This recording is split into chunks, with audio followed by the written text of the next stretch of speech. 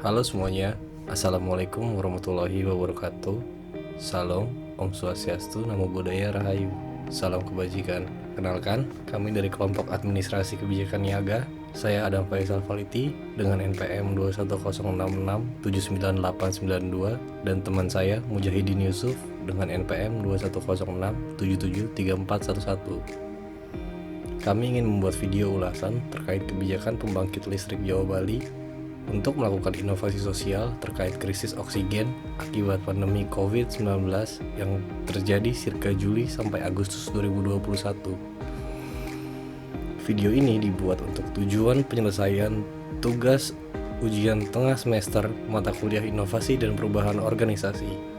Kelompok kami mengambil topik pembahasan innovation as a complex responsive processes of relating yang secara teoretik dikembangkan oleh Jose Fonseca pada bukunya Complexity and Innovation in Organization. Latar belakang kondisi umum. Selama periode Mei hingga Agustus 2021 terjadi lonjakan kasus positif COVID-19 yang signifikan dan menimbulkan dampak pada semua aspek kehidupan, terutama fasilitas dan layanan kesehatan seperti hunian rumah sakit yang melebihi kapasitas, bahan kerja tenaga kerja yang berlebihan, dan ketersediaan oksigen medis yang tidak mencukupi, seperti obat-obatan, ventilator, dan lain sebagainya.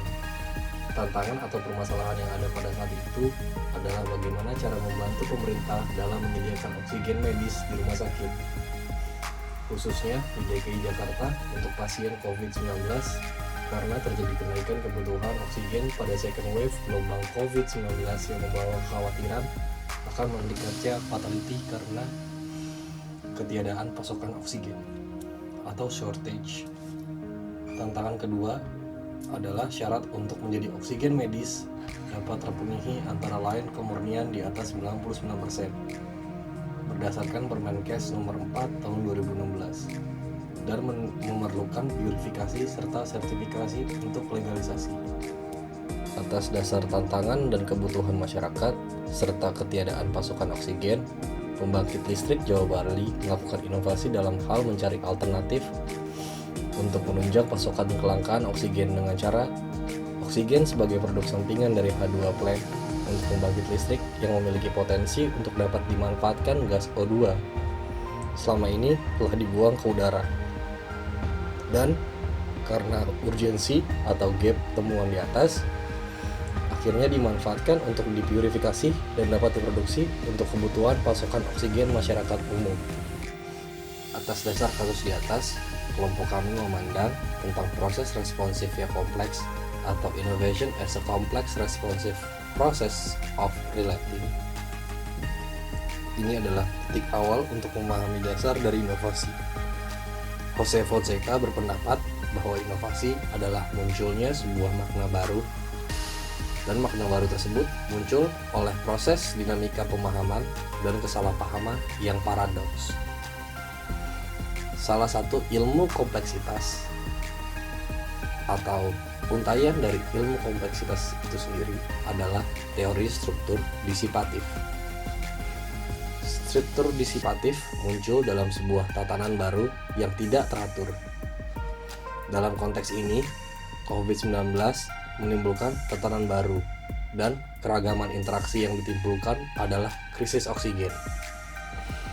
Menurut Fonseca, percakapan atau gagasan yang memiliki potensi untuk mengubah makna tidak hanya memproduksi pengetahuan yang sudah terbentuk, sehingga mempertahankan identitas yang telah ada, tetapi juga menghilangkan makna yang mengarah pada sebuah transformasi.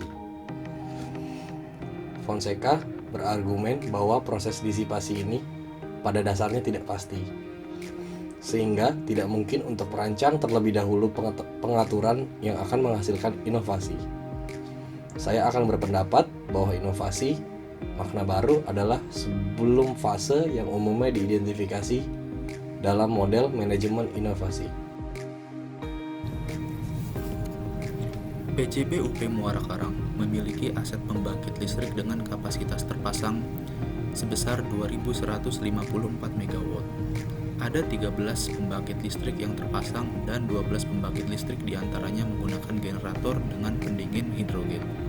Hidrogen untuk kebutuhan pendinginan generator pembangkit tenaga listrik dihasilkan oleh H2 plant, di mana PJB UP Muara Karang memiliki 5 aset H2 plant. Prinsip kerja H2 plant menggunakan prinsip elektrolisis dari air murni menjadi hidrogen dan oksigen.